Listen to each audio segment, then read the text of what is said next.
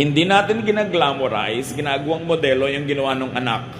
Pero, ba't kaya ikinwento ni Jesus ang kwentong ito? Surely, these stories, these characters, symbolize deeper meanings in life. But first of all, withholding judgment for or against the son, what he did was to enjoy. Ang pag-enjoy lang sabi, wild living, and he wasted all his money. But nevertheless, nobody can deny the fact that he had fun. He had enjoyment. And no one in the story condemned this man so far. The younger son knew his father and trusted him completely. Trusted in his graciousness. Ito ang kwento. Hindi yung pagkakamali niya, hindi yung paglustay niya. Ang kwento dito, kilala niya ang ama niya na pag hiningi niya, yung ganang kanya ibibigay. Kilala ba natin ang ama natin? Hinihingi ba natin yung nakalaan naman talaga para sa atin? The younger son enjoyed his father's grace, though he was probably unworthy of it. But nevertheless, he enjoyed it. Enjoyment is probably the missing element in true faith and worship. Dito pa lang, meron ng challenge sa atin. And I ask you to look at this story from another frame, from another point of view, from the point of view of Jesus who was telling the story. Not from the point of view of the preachers and the churches that preach against what this son did in the last 2,000 years. Jesus was telling us a story and definitely had a purpose in telling us this story. And so far, we see that the son enjoyed his faith in his father. Malakas ang loob niyang humingi dahil kilala niya ang kabutihan ng kanyang ama na ibibigay yung kanyang hinihingi. Nagkamali lang nga siya ng paggamit, pero ibinigay. Yun ang unang kwento. Luke 15:15-16. He went to work for a man in that country, and the man sent him out to take care of his pigs. He would have been glad to eat what the pigs were eating, but no one gave him a thing. So matapos niyang lustayin ang kanyang kabuhayan, nagkaroon pa naman ng taghirap doon sa lugar na kanyang pinuntahan, nawala ng pagkain, kasi usually nun, pag nagka-drought, pag nagka-gyera, pag nagkaroon ng mga economic dislocations, nahihirapan ng mga tao at nadamay siya doon. Sana yung pera mo can be a shield against such crisis, such calamities. But he no longer had that shield. He was broke. Natulad na lang siya sa mga karaniwan. Pero ang kwento ay ito. Mula sa bahay ng kanyang ama, ngayon ay nakisilong siya sa ibang bahay ng isang ngayon ay maituturing nating naging bagong ama niya sa kanyang kalagayan, yung kanyang employer, yung kanyang pinasukan. Now he was under the shadow of this house, this household, and this man's authority. At kitang-kita natin agad ang pagkakaiba ng dalawang tatay na ito. Yung tatay na nagbigay sa kanya ng hiningi niya, at itong tatay na to na nagtatrabaho na siya, hindi pa siya sinusweldohan ng tama. Ginugutom pa rin siya. Agad-agad merong ibig sabihin sa buhay natin. Minsan umaalis tayo sa grasya ng Diyos at lumilipat tayo sa kung sino mang papa o mama o kung sino mang taong sinamahan natin, hindi naman tayo ay naalagaan. Hindi naman tayo minamahal. So lumungkot siya. Nagutom siya. Napapagod na nga siya, hindi pa siya nagkakaroon ng sukle, ng tamang sweldo. Di ba maraming ganyan? Umiibig sa hindi naman umiibig sa kanila. Naghahabol sa ayaw naman silang pansinin. Pinagsisiksikan ng mga sarili nila sa hindi naman nag-aalaga sa kanila. Nagiging unhappy. At kadalasan para mangyari pa yun, ang nilalayasan natin yung ama natin sa langit na mapagmahal at maibigin. Immediately, there are many lessons here on happiness. There is another father here, the unkind employer, the unkind father. You don't want this father. Immediately, the story is leaping out of the pages, telling you, you don't want this kind of arrangement. So a lesson on happiness here, at least work to earn. Matapos siya maglustay, Naging responsible naman siya, naghanap siya ng trabaho. Hindi lang nga siya mapasweldohan ng tama. Work to earn your keep. You want to be happy in life? Pag wala kang pera, magtrabaho ka. Humanap ka ng hanap buhay. Lalo kung hindi ka na pwedeng umasa doon sa dating mapagbigay sa'yo dahil lumayo ka na o naubos mo na yung binigay niya sa'yo, huwag kang maghanap ng bagong magbibigay na naman. Work. Deserve your wages. And there's another lesson in happiness, brothers and sisters. It takes a certain amount of money to enjoy and to be happy. No matter how religious you are, kailangan may pera ka. Huwag mong linlangin ang sarili mo na mapapasaya ka ng iyong pagiging religyoso. You need a certain amount of money. Yung pa nga iba, I live by faith, I live by faith. Tapos panay naman paghihingi kong kani-kanino. Anong faith yon? So dapat ang tao naghahanap buhay and adjust to your economic status. Sometimes there are reversals in our lives. Dati kang mayaman, medyo naghirap ka. Dati kang maunlad, medyo nasira yung negosyo. Adjust. You want to be happy? Adjust. Nothing is permanent. Not wealth, not even poverty. Not sickness, not health. Talagang gumugulong ang buhay. So kung nag-enjoy ka, enjoy it. Pag dumating na hindi enjoyable moment, bear with it. Adjust to be happy. Huwag ka dapat laging nagsasentimiento about past glory, about past wealth and past fame. Tapos na yon. Itong taong ka nag-adjust ng trabaho. Yung pinaka-nakaririmarin pa ng trabaho dahil nag-aalaga siya ng mga baboy, Jew siya. So sa kanila, kadiri-diri yon.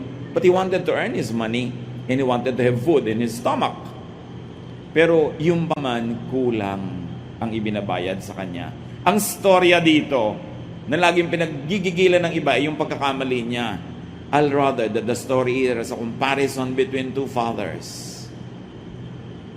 Two authorities. Two sources of blessings. Luke 15, 17 to 19. Finally, he came to his senses and said, "My father's workers have plenty to eat, and here I am, starving to death. I will go to my father and say to him, Father, I have sinned against God in heaven and against you. Then I am no longer good enough to be called your son. Treat me like one of your workers." Itong taong to, kahit anong iba to sa kanya ng buhay, ang magiging ending, sasaya to. Kahit ang simula niya, ganon. Kala mo, ang sama-sama niya, hiningi niya yung kanyang mana, pagkatapos, nagpasasa siya, naghirap siya, pero nagtrabaho naman nung nawala ng pera. At ngayon na-realize ang kanyang pagkakamali. Hindi na siya nangatwiran. Willing siyang tanggapin ang pagkakamali at willing siyang ituwid yun. Sabi niya, uuwi nga ako sa tatay ko, mas mabuti pa doon. Kahit itrato ako doon katulong, total katulong din lang ako dito, doon na lang. Mas masagana pa. So sabi niya, iyan ang gagawin ko. Tatanggapin ko ang pagkakamali ko at hindi na ako mag-e-expect ng dating treatment. Total nagkamali ako eh. Ito ang mabuting anak. Hindi yung hindi nagkakamali. Kasi lahat naman nagkakamali. Pero yung nagkakamali, pero umaamin. Nagpapakumbaba. At bumabalik kahit naglalayas. So identify the unkind and the ungracious employer of your life. The unkind and ungracious father that you seek shelter under his shadow. Identify unkind and ungracious shepherds that don't feed you but only use you, and go away from them to be happy. You see here the lessons? Analyze your situation and improve it. Any unhappiness is caused by a reason. Dig deep, look into the reason, and correct mistakes. Bawa, meron kayong unhappiness sa mag-asawa, may dahilan yan. Hukayan ninyo, bunutin ninyo, para sumaya kayo.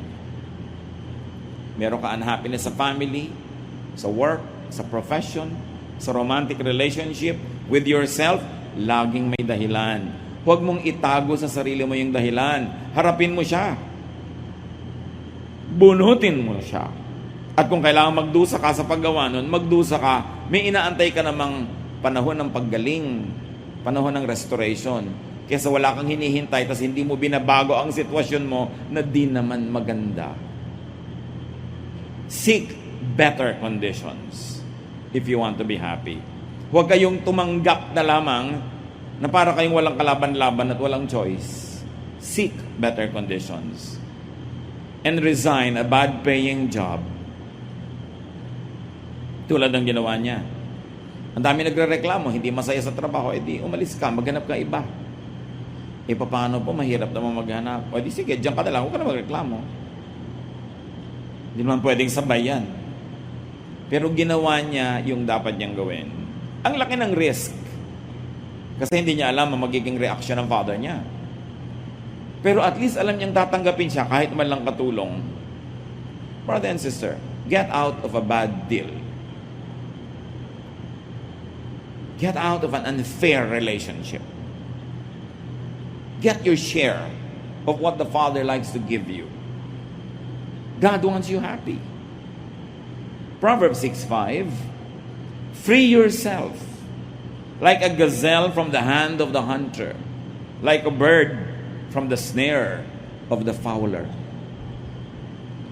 Yan, utos yan, itinuturo sa mga taong naging garantor ng utang ng iba. Sabi, pag na-realize mo na naging garantor ka pala, alam mo ba na hindi ka malaya? Kasi pag hindi siya nakabayad, ikaw ang mapapahamak. So, huwag kang magpahinga, huwag kang matulog hanggang hindi mo nababawi ang pagiging garantor mo. Free yourself like a gazelle. Alam niyo yung mga gazelle, may yung mga hayop na may mga sungay, na yung sungay nila kuminsan, sumasabit sa mga tinik, sa mga siit. Pag hindi nila napawalan yung sarili nila doon, pag may dumating na hunter o pag may dumating na ibang hayop, kayang-kaya silang kainin. Kaya sabi, yan ang sitwasyon mo if you are committed to something very bad. Get out of that commitment para maging malaya ka. Sasabihin ng iba, paano naman po ako lalaya sa husband ko na ng babae, hindi tumutulong sa akin, hindi ako sinusustentuhan, di ba, kasal po kami. Yes, hindi ko sinasabing tanggalin mo yung pagkakakasal nyo, pero maghanap buhay ka. Para pagka hindi ka niya sinusustentuhan, hindi ka nakaaasa. Gusto mo maging malaya, at least kung hindi ka malaya legally from that marriage, malaya ka financially. Hindi kahit ano na lang ang iba to sa'yo, tatanggapin mo dahil wala kang hanap buhay. Kailangan maghanap buhay ang tao. Tulad ng ginawa nitong lalaking ito, kahit taga-alaga ng baboy, kailangan meron siyang kitain para siya may kainin. Some people get into very bad marriages, really. But what do? At least you minimize the impact of a bad relationship. At least be economically independent. Gumawa ka ng paraan, hindi madali. Pero lalong mahirap na umaasa ka, alam mong harap-harapan na hindi ka na iginagalang, wala ka lang magawa dahil economically dependent ka. So, learn from this man. It was difficult, but earn your keep and free yourself. Back to the story. Luke 15:20. The younger son got up and started back to his father. But then when he was still a long way off, his father saw him and felt sorry for him. He ran to his son and hugged and kissed him. Ine-expect niya siguro pagagalitan siya. Ang istorya talaga dito, hindi yung anak, hindi yung pagkakamali niya. Ang kwento dito tungkol doon sa ama. Kung anong uri ng ama siya. Dahil siya yung ama natin sa langit, only represented in the story by this father. So, lesson on happiness: love those you love in spite of their antics. Learn from this father. Alam niya, hindi naman napakaganda ng ginawa ng anak niya. Nadagdagan pa ng pagkakamali, nadagdagan pa ng failure. Pero nung umuwi, ang una niya isinalubong, love. Hindi sermon. Alam niyo yung umuwi, nagpapakumbaba, tumatanggap ng pagkakamali. Sermon ang pinakahuling kailangan nun. Dahil yung pag-uwi lang niya, pagpapakumbaba niya, daig pa niya ang nasermonan mula ulo hanggang paa. Hindi na kailangan ng additional sermon. Love your children. Love your wife, love your husband, love whoever needs your love, love especially your family, and express that love. Hindi yung naaawa ka na, ayaw mo pang ipahalata dahil tinuturoan mo siya ng leksyon. Itong example na to ng tatay na ang supreme example because this is God being represented. Do not withhold love. Kumisan sa pagmamatigas mo, sa kagustuhan mo magturo ng leksyon, nagtitigas-tigasan ka pero actually naaawa ka rin naman, gusto mong mahalin. Mahalin mo na lang. Yun ang kwento ni Jesus. It is love that empowers. It is love that lifts us up. And it is the Father's love that gives us the security that we all need. Nagulat siguro yung anak. Niyakap siya, amoy baboy siya. Gusgusin. Umalis siguro ang gwapo-gwapo. Pagbalik na yagit ang dating. Ang salubong ng ama, yakap. Hindi, ano? Diba? Ganun usually ang gusto mong salubong. Luke 15:21. The son said, Father, I have sinned against God in heaven and against you. I am no longer good enough to be called your son. Realistic tong anak. Sinasabi niya, hindi na po ako bagay sa kanyang treatment. Kahit katulong na lang, ipagpapasalamat ko na. Deserve ko naman eh. So lesson on happiness, be humble to those that you offend, to those that you wrong, especially to those that you hurt. Hindi ikaw na nga nagkamali, ikaw pa itong matapang. Ito pa itong nagtatapang-tapangan, ikaw pa itong galit. Accept the fruit of your deeds. Naku, ikaw ay anak, nagkamali, grounded ka, tanggapin mo. Nagkamali ka eh. Willing na willing siyang tanggapin na maging katulong na lang siya. Meron kasing lesson dito on happiness. To be happy, you need to be forgiven. Hindi ka sasaya talaga kahit ka magpanggap, kahit maganda yung damit mo, kahit may pera ka, masarap ang kinakain mo.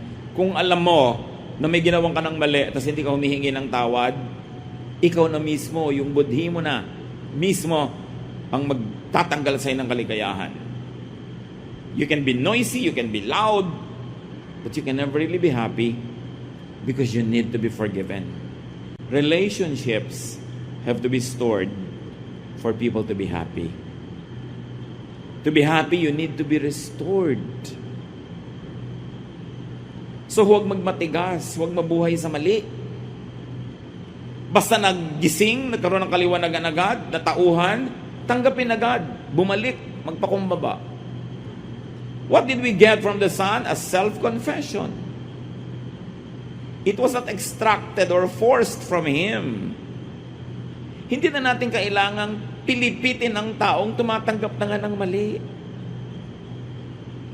Kuminsan, hindi naman malakas ang loob na magsabing diretsong I'm sorry, pero dinalang ka naman ng pakwan, yun na yun. Ginawang ka ng kape, inalo kang kumain, yun na yun, kunin mo na lang yung essence, huwag mo na siyang antaying lumuhod pa, magsabi pa ng I'm sorry. Marami namang paraan ng pagsasabi nun eh. At hindi lahat ng tao kayang diretsahan na sabihin yun. Meron silang ibang paraan ng pagpapahiwatig. Appreciatein na natin yun. At padaliin natin para sa kanila ang paghingi ng tawad. Huwag na tayong masyadong maging unreachable. Para pare-parehong masaya. Because to be happy, you not only need to be forgiven when you are the wrongdoer, you need to forgive. Bawat galit mo, lalo sa mahal mo sa buhay, nagpapalungkot yun sa'yo. At kuminsan, hindi mo yun masyadong nare-realize, hindi mo lang alam kung ba't hindi ka masaya, bakit may kulang, ang kulang pala pagpapatawad. Remember, nagpatawad yung ama, kahit hindi humihingi ng tawad yung anak. Matalinong ama. Paano nga naman, kung paglapit, hindi naman humingi ng tawad? Alam ba naman ng ama yung purpose ng anak sa pagbalik? Bumalik na gusgusin, bumalik na mabaho. Paano ka sasabihin pala nun? Dagdagan niyo pa yung binigay niyo sa akin. Kulang. Hindi naman alam ng ama eh. Pero inunahan niya yung anak niya, pinatawad niya agad. Pinadali niya yung pagpapatawaran. Padaliin nyo na lang. Lalo't anak nyo, magulang nyo, kapatid nyo. Mahirap naman na magpanggap tayong baliwala sa atin na may mga broken relationships. Hindi yun totoo. Iniinda natin yun. Tanggapin na lang. Paluwagin, padaliin ang buhay. So habang nagpo-protest pa yung anak niya sa ibinibigay na VIP treatment, nakinig ba yung tatay? Sinabi mo, kita mo na, sabi ko sa'yo. Walang ganon. Luke 15, 22 to 24. But his father said to the servants, hurry and bring the best clothes and put it on him. Give him a ring to his finger and sandals for his feet. Get the best calf and prepare it so we can eat and celebrate. This son of mine was dead, but has now come back to life. He was lost and has now been found. And they began to celebrate. Grabe yung mga symbols, the best clothes, which means you have a very high status. A ring, which means you are a prince of the kingdom or of the house. Sandals, which means you are a master, because the servants never wore anything on their feet. Diba? At hindi lang basta kung ano-ano ipinahanda, yung best. Alam niyo yung mga may kaya nung araw, maski pa nga yung hindi masyado may kaya, basta na ipipilit nila, may inaalagaan silang special animal na kakatayin nila lang pag merong super great event. Parang sa Europe, ang mga pamilya may itinatagong wine, very good wine, excellent wine, na pag dumating yung pinaka-esteemed guest nila, yun ang ilalabas. May ganon. Yun ang ipinalabas ng ama. The best reception for this son. How to be happy? Love lavishly. Magpakaluho-luho-luho kayo sa pagmamahal.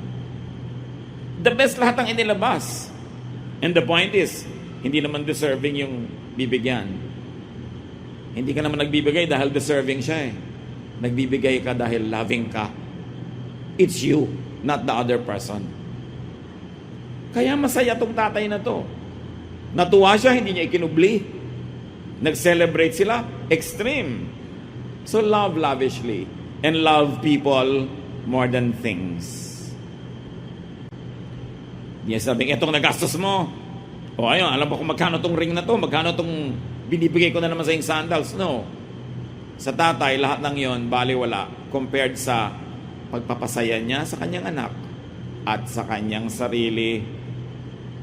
Kasi nahihirapan din naman yung loob niya na magkalayo sila. Mas masayang magmahal kaysa laging magmoralize.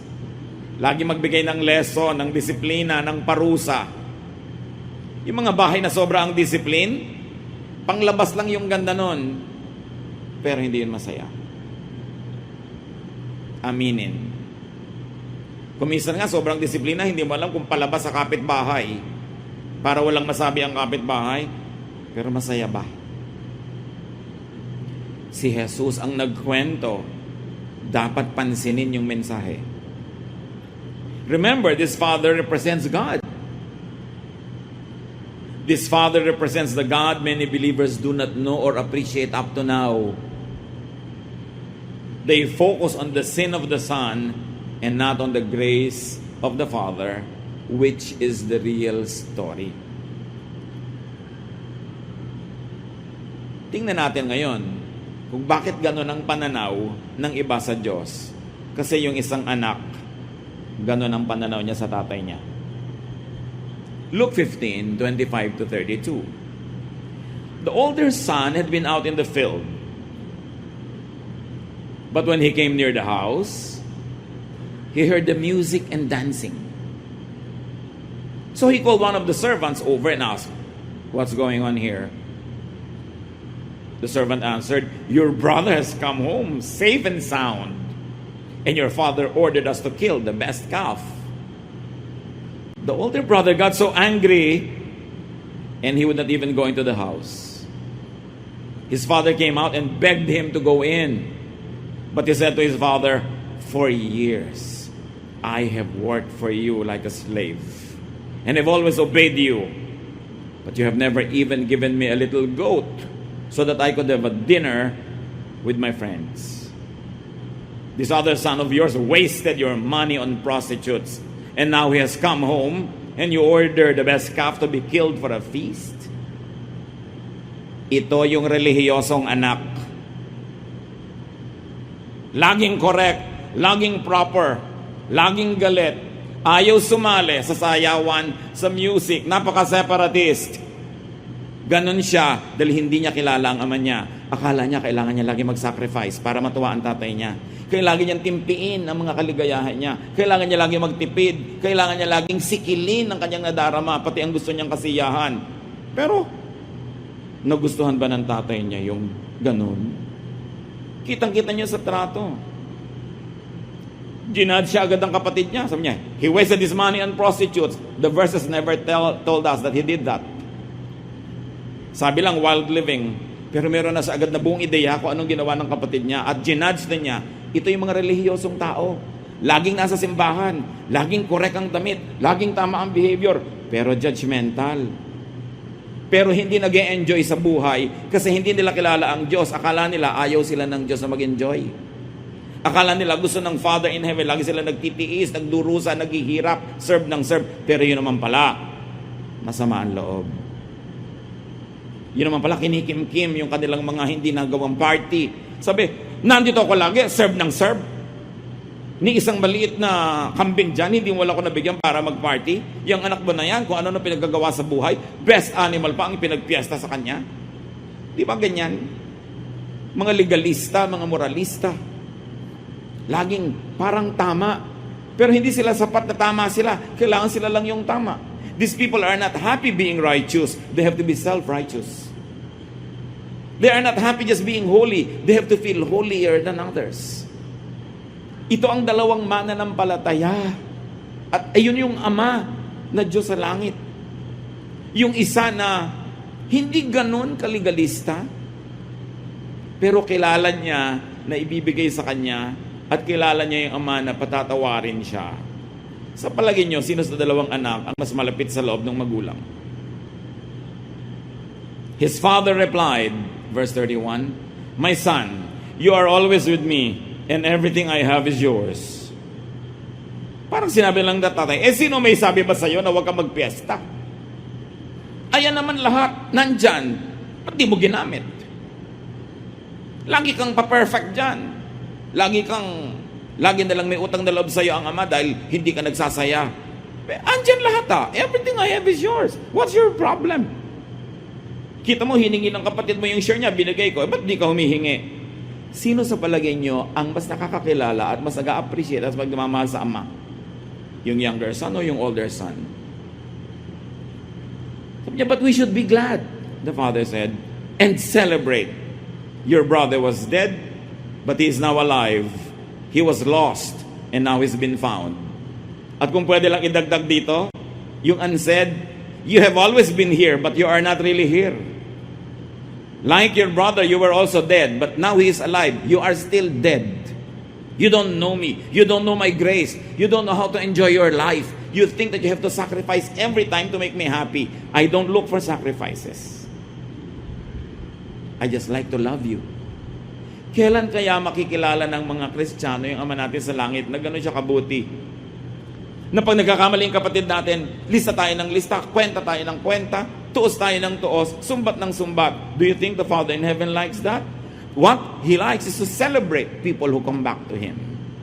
He likes to be gracious and is lavish, OA, ang pagmamahal niya. Pag nalaman natin yon, kinilala natin yon, at hindi naman para gayahin natin yung nauna na maglustay, magwasak ng buhay. Yung extreme ang ginawang example para wala na kayong pwedeng gawin pang uri ng pamumuhay na pwede nyo sabihin, ito, hindi na ako matatanggap ng Ama. The Father accepts us. His stubborn love never lets us go, though we go away. Yung relasyon natin sa Ama, hindi minemaintain ng ating performance. Minemaintain nyo ng kanyang love. Kahit bumagsak yung performance mo. Nawa, huwag mong sadyang ibagsak. Pero kung bumagsak, bumalik ka. Meron ba, ayoko po mag-church, so kakaya sa Diyos, marami kong kasalanan. Lalo niya gusto mag-church ka. Bakit po yung makasalanan ng babae na yan, pinapakanta niyo sa choir? Anong gusto mong gawin? Itapon natin para mabulok na siya sa kasalanan niya. Kung ang mga yung bumabalik, nandiyan, pinagsaserve niya. Ba't hindi mo pagsaserven? Ang ayaw nun, yung older brother. At sa church, maraming older brother. Pastor, bakit po yung makasalanan na yan, nandiyan sa ministry? Ba't ikaw, wala ka makasalanan? Laging tinutus, kinukwenta yung iba. Measure people not by your own measurement, but by God's love. Minsan iba, 30 taon, 50 taon na nagba-Bible study, hindi pa to naiintindihan. Hindi pa nakikilala yung Ama, tapos ang yabang-yabang, do you know God? Do you know God? You must know God before you die. Yung ganda ng ganon, pero do you really know God? Kung ang alam mo sa Diyos, yung pag nagagalit lagi, papataba ka ng kidlat, bibiyakin yung lupa, kakainin ka ng lupa, bibigyan ka ng sakit, pagdurusa, hindi mo kilala ang Diyos. Yun yung other father. Yung naging employer na nagtatrabaho ka na ayaw ka pa sweldohan. That is not our God. Be happier. Know your Father in heaven. Beyond what the older brother likes you to see. Sa kanya dapat i-deserve mo lahat. Dapat maging deacon ka, i-deserve mo yan. Kakanta ka, tutugtog ka, i-deserve yan. No one deserves the goodness of God. Because our best deeds are just like filthy rags. Ang pinakamabubuti nating gawa ay para lang basahan. Kung ikukumpara sa kaluwalhatian ng Diyos, nobody is good enough. And the Bible is clear, no one is righteous. Not even one. Not even that older brother. Not even the conservative religious person. Lahat tayo may buntot, kanya-kanya lang hila. So dapat tigilan yung judgment, tigilan yung pagko-compare, and just enjoy God's love. Enjoy being in the house of God. So, to be happy, do not hold grudges. Do not be bitter against people who enjoy themselves. Ba't magalit na galit itong lalaking ito sa kapatid niya? Hindi naman yung parte niyang hiningi. Hindi naman yung parte ng tatay niya kasi mayaman pa rin yung tatay niya. Ang hiningi naman niya yung kanya. So, ba't siya gagalit itong kapatid? Inggit. Marami rin mga religious people inggit sa mga tao who have fun. Kaya ginadjudge nila. Tuwang-tuwa sila, you will boil in hell. Yung mga ganyan.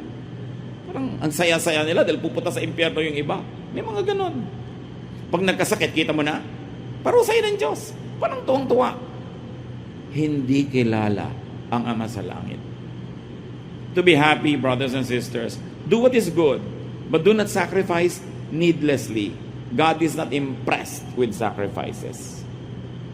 God is impressed with humility. With a broken and contrite heart. Hindi nagmamalaki. Tumatanggap ng mga kamalian. And a great lesson here is to get and have your own fun and happiness. Hindi tulad nitong isang older brother. Meron namang resources, hindi nag-enjoy. Siya patuloy na sa pagsabihan, bakit? Andito ka naman na, everything I have is yours. Sino ba may sabing, huwag kang mag-party? Enjoy your privileges. And as children of God, we have a lot. Do not imitate the excesses of the younger son, of course. But remember, the father did not raise an issue against the younger son. Kahit ano pang ginawa ng anak na yon, hindi niya kayang ubusin yung pagmamahal at kayamanan ng kanyang Ama sa Langit. Si Jesus ang nagkukwento, anong uri ng Ama sa Langit ang gusto ni Jesus na makilala natin? Yung amang mabait, mapagbigay, mapagpatawad. The younger son actually had his cake and ate it too. Mapalad kasi mabait ang magulang. Hindi dahil deserve niya. This is the Father's grace. And this is the story. The story is not the mistake of the younger son. The story is the endless love of the Father. Focus on that. And the lesson is, of course, for fathers to be gracious. Mga ama ng tahanan, be gracious with your love and express it. Hindi ko mo tatay, parang nabawasan yung pagkamacho mo, pagkalalaki mo kung mabait ka. Ito yung supreme example. The lesson is for fathers to be gracious, not for younger sons to be abusive. Don't get that wrong. What he did was wrong, but that's not the story. Because it's not a story, because all of us do wrong. So what's the story there? Nothing special. Everyone is a sinner. Everyone has mistakes. But the story is that the father never lets go. The lesson is for fathers to be gracious, not for older sons to sacrifice, then bear grudges. Meron pa nga dyan. 5 taon na ako nagsaserve dito. Serve ako ng serve sa church. Pagkatapos nang namatay ang asawa ko, di ko kayo nakita. Di ba? Parang, I deserve it because I served. It's our privilege to serve God. And if people can be nice to us, if they have the time, if they have the opportunity, good. But if they don't have that, wala kaya tayong karapatang manumbat. Because we can never outserve God. Walang tampo-tampo. Ang tagal-tagal ko na dito, tapos nung i-dedicate ang tricycle namin, hindi naman nakarating si pastor. Diba? Yung may mga tampo-tampo, walang ganyan-ganyan. Kasi lahat tayo nagtutulong-tulungan. Kasi lagi ka lang magagalit. May dumataang hangin, pinagdaramdam mo. May kasama ka ng loob, ang dami-dami mong dala. Paano ka sasaya? Kailangan tanggalin lahat yan. Palitan ng pag-iisip. Sabi ng Romans 12:2, be changed by the renewing of your mind. So kung hindi ka masaya, hindi ka pinagkakaisahan ng lahat ng planeta. Hindi ka lang masayahin. Palitan ang paraan ng pag-iisip, ng pakikitungo sa kapwa para sumaya-saya. Enjoy life. Sa palagay nyo, yun sa magkapatid, sinong nalugi sa dalawa? Di ba? Yung stricto. Siya ang nalugi. Ang ending naman nila, pareho lang silang nasa bahay uli ng tatay niya. Di pa siya nagka-fun. I'm not saying kopyahin natin buong-buo yung ginawa nung isa. Pero ang point is, hindi siya nangimi na mag-enjoy. Kasi alam niya, mabait ang tatay niya. Pero yung kalabisan na, syempre, hindi na natin dapat kopyahin yun. Be thankful for the Father's lavish love. Do not sacrifice all the time. Yung mga ate-ate na sobrang magsakripisyo para sa mga kapatid, niyayaya kayo ng nobyo yung magpakasal pero ayaw nyo pa dahil may pinapaaral pa kayong kapatid, tapos ang gumraduate na yung kapatid nyo, pagka-graduate, nag-asawa. Eto kayo ngayon, si Tenta na, wala pa kayong BF. Naalala naman kaya kayo ng kapatid nyo nung hipag nyo. Ibig sabihin, yes, be nice, be good, but don't always sacrifice. And do not sacrifice your own dreams for the dreams of other people, kahit kapatid nyo siya. Because at the end of the day, people will be selfish. They will take care of themselves. They will not even remember you. Swerte ka na kung napaalala ka pa. Lalo kung nag-asawa pa to ng maramot. Kawawa ka ngayon. Ano magagawa mo? Lumipas ang pagkakataon. Kakanta ka kasabay si Tilly Moreno. Alam niyo yung kanta? Saan ako nagkamali? Saan ako nagkamali? Yan. Dahil sinakripisyo mo ang buhay mo. Sino ba may sabi magsakripisyo ka? So gumawa ka ng mabuti, pero isabay mo rin yung sarili mo sa enjoyment, hindi yung nakastop ka, sila go. Kasi ginoglorify yan ng relihiyon, pero hindi yan ang ginoglorify ni Jesus. Jesus wants you to have fun. It's no simple story that his first miracle was to make wine. And Jesus was called a glutton and a drunkard because he was in every party. When will you know Jesus? The real one that he sets people free. May babaeng nagngangalgal sa paanan niya, hinayaan lang niya. Sabi ng isa, kung alam lang niya na masamang babae, hindi siya papayag. Alam nga niyang masama, kaya siya pumayag. Dahil sa kanya, he's a friend of sinners and tax collectors. Dapat ang mga Kristiyano, friend of sinners and tax collectors, hindi judges of sinners and tax collectors. Kasi ang may papel nun yung Pharisees, not Jesus. It is the wrong father. Yung father na inaalagaan mo na yung baboy niya, ayaw ka pa sweldohan. But the gracious Father is kind. Love lavishly. Magmamahal na rin lang kayo, lagyan niyo na ng feelings para masaya. Pag may pagmamahal kayo hindi niyo ibinibigay, nagkakasakit kayo. Kasi hindi na express. Express it and be happy.